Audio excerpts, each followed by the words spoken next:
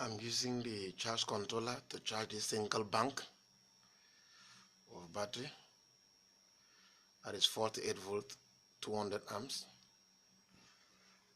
You can see it's another battery, and I power it with my Suntrace inverter model SW45 by 48. That is 4,500 watts, 48 volt.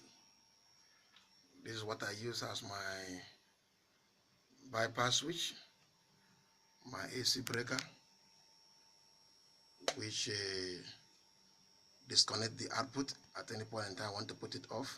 Now it's on, it's giving light to my office. And this is my DC switch. You can see it's 32 amps. And this is the charge controller. It's working perfectly well. Presently now you can see it's giving out about 1,400 watts to my battery. I love this charge controller. Special thanks to Wavetra charge controller MPPT. Cheers.